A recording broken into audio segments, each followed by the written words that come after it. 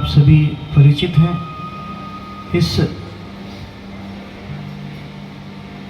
बीमारी के बारे में शायद आप लोग भली भांति जानते हैं।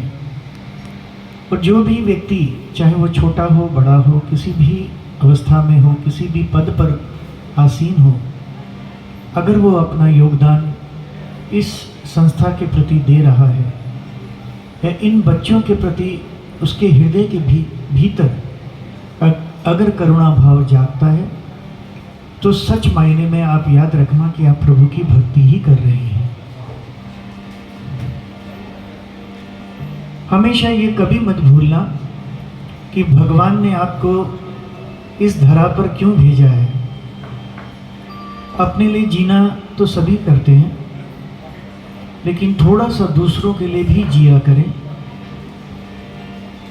सोचा करें, और सोचने से ही बात बनती है।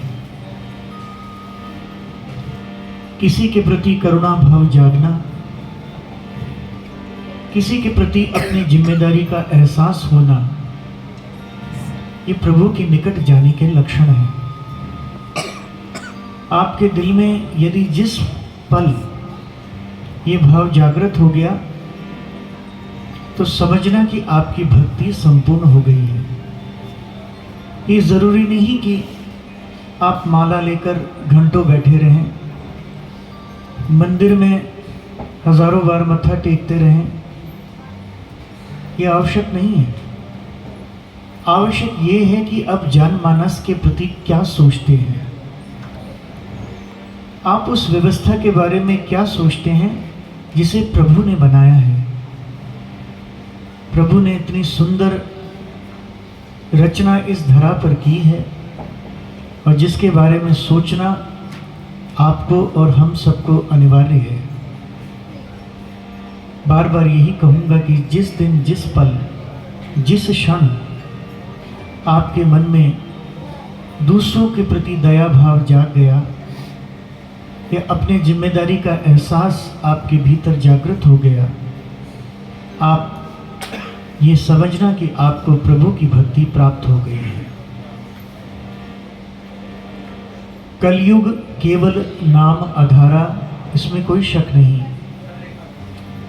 इस कलयुग में सिर्फ प्रभु का एकमात्र नाम है जो हमें हर प्रकार के मानसिक तनाव से मुक्त रखता है।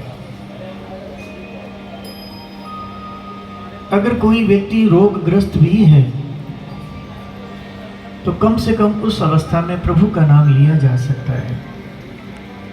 यथाशक्ति यथा भक्ति। थोड़ी देर पहले भैया जी मेरे बारे में 2 शब्द कह रहे थे। इस लायक तो मैं नहीं हूं, लेकिन हनुमान जी महाराज ने जो सेवा दी है उसको करने का प्रयास कर रहा हूं। अब इस पाठ के माध्यम से, हनुमान चालीसा के माध्यम से लोगों में अलख जगाने की चेष्टा कर रहा हूं। और हनुमान जी जैसा दास, हनुमान जी जैसा भक्त कम से कम इस धरा पर कोई नहीं हो सकता। यदि जी राम जी को जानना है तो हनुमान जी को जानना बहुत आवश्यक है। हनुमान जी महाराज के जीवन चरित्र पर यदि आप दृष्टि डालें, तो वो ऐसे शख्सियत थे जिन्होंने अपने लिए कभी कुछ नहीं मांगा। जब देने की बारी आई तो तब भी उन्होंने सिर्फ राम नाम ही मांगा प्रभु से, और जिसके कारण माँ जानकी ने उनको चिरंजीवी होने का आशीर्वाद प्रदान किया। हनुमान जी महाराज कहते हैं कि जहाँ दिल से राम जी का एक नाम भी ले लें, तो प्रभु वहाँ पर अदृश्य रूप में, प्रत्यक्ष या अप्रत्यक्ष रूप में विराजित हो जाते हैं। अभी जो पाठ आप और हम सब मिलकर करने जा रहे हैं, इसे सुंदरकांड कहते हैं। सुंदरकांड अपने आप में बहुत सुंदर है, मुझे बताने की आवश्यकता नहीं है। आप यदि इस पाठ को अनुवाद के साथ पढ़ें तो आप देखेंगे कितना अनुपम, कितना अद्वितीय ये पाठ रहता है। अनेक अनेक चीजों के बारे में जानने को आपको प्राप्त होगा। हनुमान जी महाराज को जामवंत द्वारा जब उनकी शक्ति का बोध कराया, पाठ का आरंभ यहीं से होता है। और जब हनुमान जी महाराज को अपनी शक्ति का बोध हुआ, तब उन्होंने समुद्र लांघा और मां जानकी जी की खोज में लंका की तरफ चल पड़े। और इस प्रकरण में जो भी रास्ते में आया, चाहे वो राक्षस रूप में हो, किसी भी रूप में हो, हनुमान जी ने उसे मोक्ष प्रदान किया। रास्ते में मिलने वाले प्रत्येक प्राणी इस बात को जानते थे कि उनके साथ क्या होने वाला है और किस रूप में उन्हें मोक्ष की प्राप्ति होनी है। हनुमान जी महाराज ने उन सभी का कल्याण किया, लंका में प्रवेश किया। और जब प्रभु अशोक वाटिका पहुंचे तो पहली बार मां जानकी जी के दर्शन हुए। और जानकी जी कौन? साक्षात जगत जननी मां भगवती। पहली बार हनुमान जी महाराज ने अशोक वाटिका में मां सीता जी के दर्शन किए।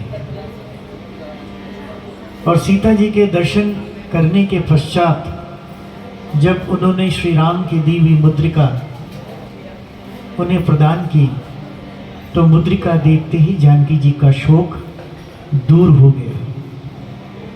ऐसा सुंदरकांड पाठ में निहित है, आप पढ़ेंगे अभी। अब आप सोचिए कि हनुमान जी महाराज जो मां जानकी जी के दुख को दूर कर सकते हैं, वो आपके लिए क्या क्या नहीं कर सकते। बस इतना भाव चाहिए कि आपके भीतर उनके चरणों के प्रति गहरी आस्था, समर्पित भाव और पूर्ण रूप से निष्ठा होनी चाहिए। मैं शत शत नमन करता हूं इस फाउंडेशन से जुड़े हुए आदरणीय श्री भगवान बत्रा जी के प्रति और आदरणीय जिनसे मैं अक्सर मिलता रहता हूँ, श्री जे.के. भाटिया जी। ये दो शख्स ऐसे हैं जिनसे अक्सर मुलाकात होती इस कार्यक्रम के दौरान, और जो कंधे से कंधा मिलाकर इस फाउंडेशन के साथ जुड़े रहते हैं। आप सभी धन्य हैं और मेरे लिए आप भगवत स्वरूप हैं। आपके चरणों में मेरा छत छत नमन, कोटि कोटि प्रणाम। आप सभी के हृदय में विराजित हनुमान जी महाराज को नमन करते हुए आइए और अधिक विलंब न करें। सर्वप्रथम आप और हम सभी मिलकर श्री हनुमान चालीसा का पाठ करेंगे और तत्पश्चात श्री सुंदरकांड जी का पारायण करेंगे।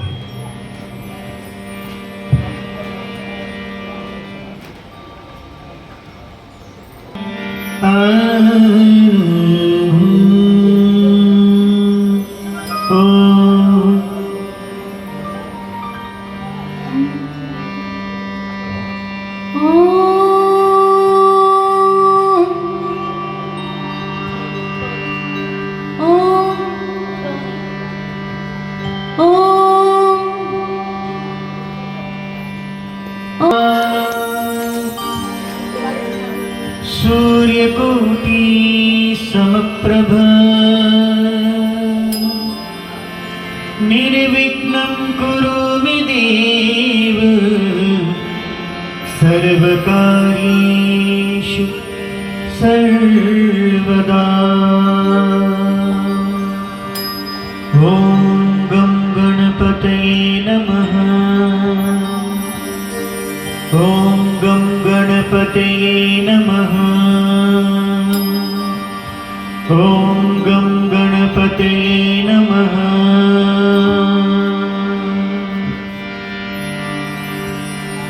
त्र्यम्बकं यजामहे सुगन्धिं पुष्टिवर्धनम् उर्वारुकमिव बन्धनः मृत्योर्मुक्षीयमामृतात्।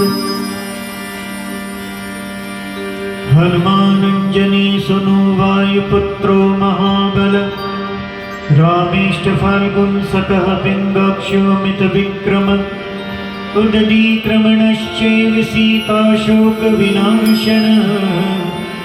लक्ष्मणप्राणदाताश्च दशग्रीवस्य दर्पः।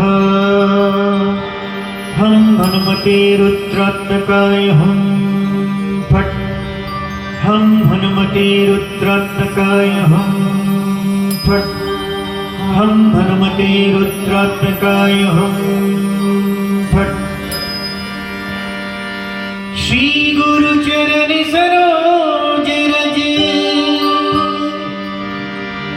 निज मन मुकर सुधार। बरनियु रघुवर विमल जस जो दायक फल चार। बुद्धिहीन तनु जानिके सुमिरो पवन कुमार। बल बुद्धि विद्या देहु हरहु कलेश विकार।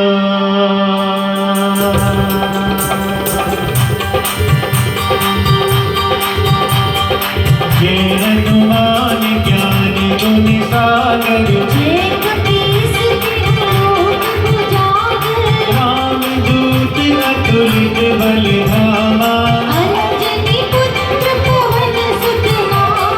महावीर विक्रम बजरंगी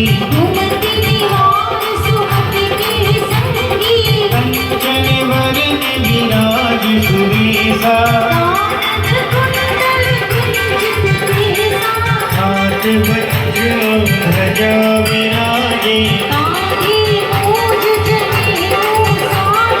शंकर सुवन केसरी नंदन।